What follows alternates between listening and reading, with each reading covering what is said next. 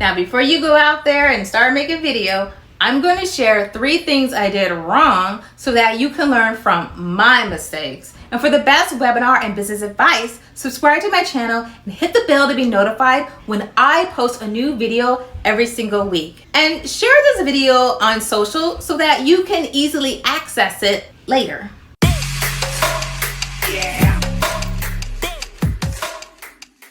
In this series, I'm sharing 10 tips that help me get over the fear of video, just enough to get started. And hopefully they're gonna help you get started too. The next 3 tips in this series are more about what not to do. So by not doing these things, all I have done, and what to do instead will give you less resistance to getting over the fear of video. This is the 3rd installment. Now, if for some reason you've landed on this video first, check out my first 2 videos in the series to get tips 1 through 6. Oh, and to make it easier, all 4 video links are going to be provided in the description below. Okay, so 3 things I did wrong so that you can learn from my mistakes. Tip number 7, trying to memorize the script. The first time I went live, I had a script with a few bullet points to guide me on what I was going to talk about next. I thought I had to memorize everything or act like I was not using a script or glancing at my notes. I tried so desperately not to look at my notes because I thought you just went with the flow and knew exactly what you were going to say. It wasn't until I started looking at major influencers' Facebook Live videos that I noticed that they were looking at their notes, even mentioning their notes. I was like, what the heck? You mean I can look at my notes? Don't laugh. Look, I was new at this, guys, okay? You live and you learn. So now I'm not ashamed to glance at my notes in order to stay on track. So go ahead, use notes and an outline or cheat sheet. Yes, cheat sheet, right. Okay, so how would you like a cheat sheet to use as you go live or recording your next video? Because I've written a comprehensive 100+ page webinar workbook with actionable steps that's going to help you create and host your webinar in the next 30 days.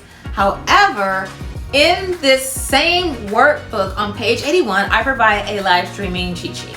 So all you have to do to get your hands on that is click the link in the description below. So let's move on to tip number 8.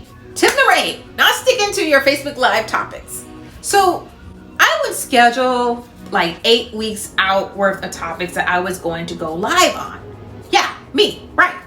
But at the last minute, for whatever reason, I would switch to a totally different topic that I felt more inspired to talk about. You might be thinking, well, what's wrong with that? You're inspired to talk about something, then just go with it, right? Yeah, true. However, going impromptu got me really off track with my scheduled topics. So every week I always had anxiety because I didn't know what I was going to talk about the following week. I was on this impromptu train and I couldn't get off. My advice is to create a content schedule that is aligned with your goals and stick to them. If you feel inspired to talk about something, do a Facebook Live on another day or schedule it in. Also, you can record a video and then post it whenever you don't feel like going live or when you need content in the future. Okay, tip number 9. For the last thing I did wrong, not having a designated recording area. So in the beginning, several of my lives and recorded videos were anywhere and everywhere. I would choose places where the Wi-Fi signal was extremely weak and I didn't know it was weak until it was time to go live. So embarrassing when you're already a nervous wreck. I wish I would have taken the time to figure out my designated recording area where I knew the Wi-Fi worked, the lighting was perfect, the noise level was low or non-existent, and whatever stand or tripod I was going to use to hold the phone was in the right height on my desk or whatever I was using at the time. Fast forward with this whole COVID-19 thing happening, now that all the kids are at home, it's kind of hard to have a designated time and a designated location. So I still get nervous if my lighting sucks. or I'm like not totally liking my location, but I'm kind of digging what I've set up here. Create a designated location to host all your videos.